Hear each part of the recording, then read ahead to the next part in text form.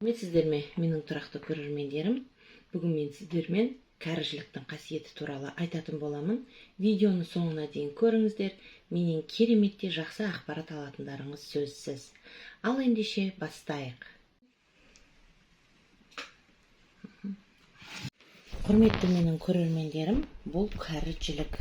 Бұл кәріжілікті қасиеті өте керемет. Бала күнімізде осы табақты салып жасап жатқан кезде, жегелі жатқан кезде кәріжілікті қыз бала жемейді деп талай рет анам айтушы еді. Бірақ мен соның неге екенін енді ғана біліп жатқандаймын. Ал ендеше сол ақпаратты бөлісу үшін менімен бірге болып видеомды соңына дейін тамашалаңыздар.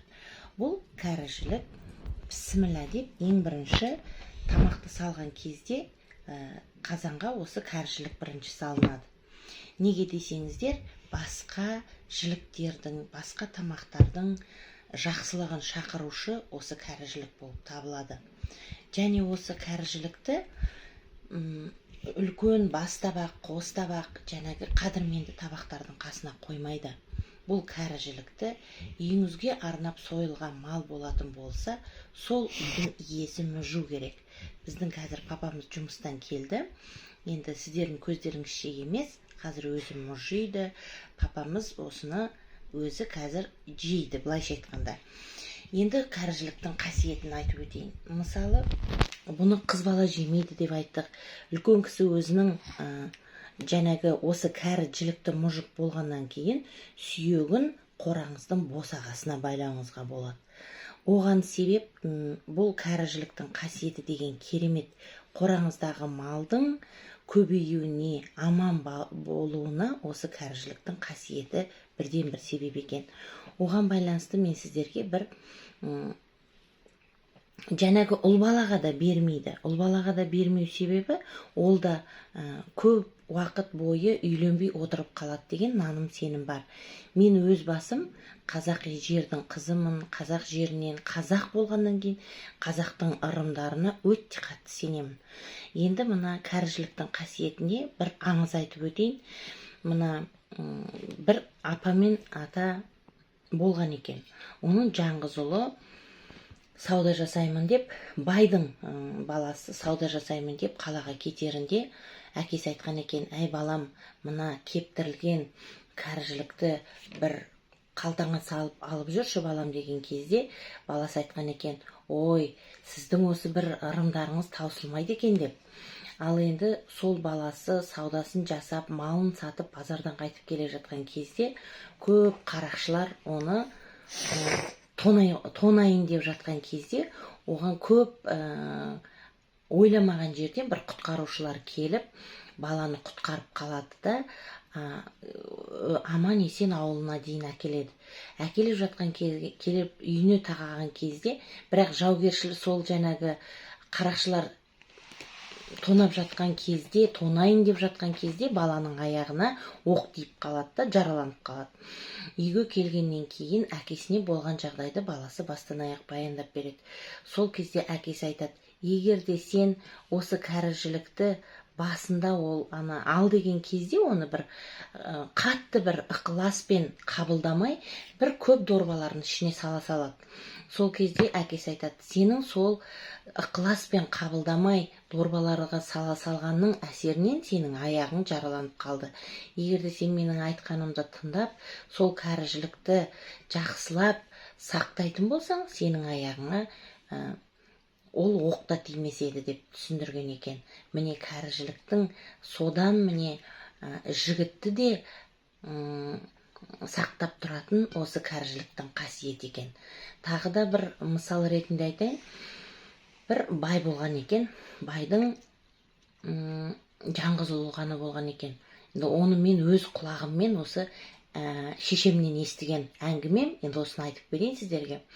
Күнде бай, мен енді өзімнің бала кезімде анамның аузынан естіген бір аңызды айтуды жөн көрдім. Ол кісі айтып отырушы еді ғой. Бір әйел адам болған екен, жалғыз ұлымен ғана. Бірақ ол кісілердің көп малдары болған екен. Малдары болады.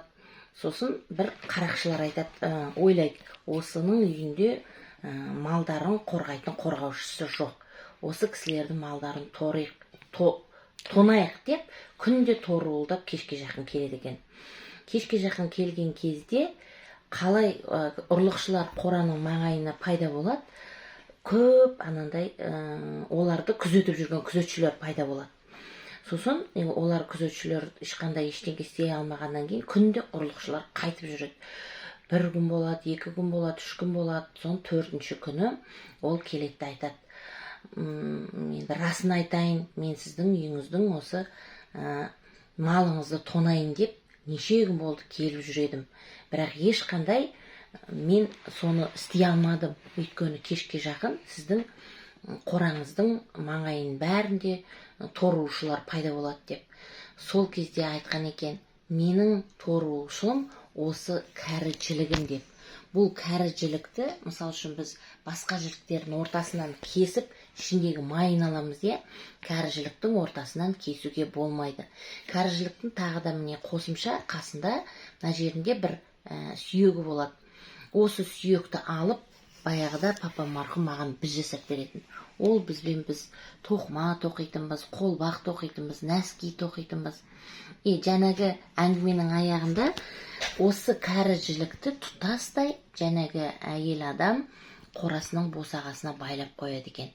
Әрбір кәрі жілікті ортасынан бөлмей, кәрі жілікті қораңыздың кез келген жеріне байлап қойсаңыз, мыңғырған мал бітіп, мал жаныңыздың басы аман болатыны ол біздің ата-бабаларымыз дәлелдеп кеткен ырымдар екен. Жәнегі әйелдің де малының аман есен болып қалу себебі де осы жілікті көрсетіп, міне менің малымның неменелері, қорғаушылары деген екен. Әгіндей әңгімені естігеннен кейін қарақшылар да өздерінің жаман ұрлық жолынан бас тартып, өздері де еңбек етіп, мал бағып, өз кәсіптерін бастаған екен. Сондықтан менің сүйікті де тұрақты көрермендерім, біздің әрбір бұрыннан ата-бабаларымызбен келе жатқан ырымдарымыз, тыйымдарымыз, менің өзім ой елегімнен өткізуім бойынша, олар өмірден алған, тәжірибеден өткен, одан кейін барып, мына өмірге шығарған нәрселері. Енді бүгін біз Алла қаласа қазір осы жілікті папамызға береміз. Менің келесі видеомда осы ас мәзіріне байланысты әйел адамдарға өте қажетті ақпараттармен сіздермен бөлісемін. Сіздермен бірге болған әдеттегідей Ардақ Әлібековна. Менің бір ғана қоңыраушамды басып, бір қазақты қуантыңыздар. Әйел адамдар бір-бірлерімізді қуантайық, қолдайық. Пайдалы кеңестерімен сіздермен бөліскеніме мен қуаныштымын. Маған подписаться батырмасын басыңыздар. Мен бұл ғана кәрі жілік қана емес, басқа да тағы мына бұрынғы кезде біздің әке-шешелеріміз бір ғана қойдың басының өзімен баласына дастарханның басында отырып тәрбие берген. Бір ғана жіліктің өзіменен ауа райын, келін баласының ұл табатын, қыз табатын, қардың қалың болатын, жұқа болатын, малдың аман есен қалатын, барлығын осы бір малдың мүшелерімен ақ болжап айтып отырған екен. Өз басым осы қазақи ырымдарға қатты сенемін. Менің енді келе жатқан ұрпағым бар. Осылар енді менен де үлгі алса екен деймін. Артық кемім болса, сіздер маған комментарий жазып отырыңыздар. Егер де тағы білгілеріңіз келетін сұрақтар болса, маған комментарийға жазып қойсаңыздар, мен сіздермен әрқашан бөлісуге тырысамын. Келесі менің видеомда басқа жіліктің қандай пайдасы бар екенін айтамын. Ендеше менімен бірге болыңыздар. Міне мынау кәрі жілік тура осындай болады. Бұл кәрі жіліктің, мысалы үшін, ішінде май болмайды. Кәрі жілік, міне мынаны бүйтіп, мына жерінде міне мынаны тазалап мұжып, бұны қазір мен бір көлеңке жерге қоямын. Бұл болғаннан кейін бұдан мынаны қайрап, мынаның басынан бір бізбен тоқитын біз жасауға болады. Оны да бір күні көрсетемін сіздерге. Міне осыны кептіріп қоямыз пештің үстіне. Одан кейін басын шарыққа сап қайрап ілмек күршек біз жасап, мына жерлерін бәрін қайрап, күшті қып бір бізбен нәски тоқуға болады, қолғап тоқуға болады. Ал енді мына жілігін мен қазір бісміллә деп жіп байлап, қорамның босағасына апарып байлаймын. Кәрі жіліктің сыры осыда.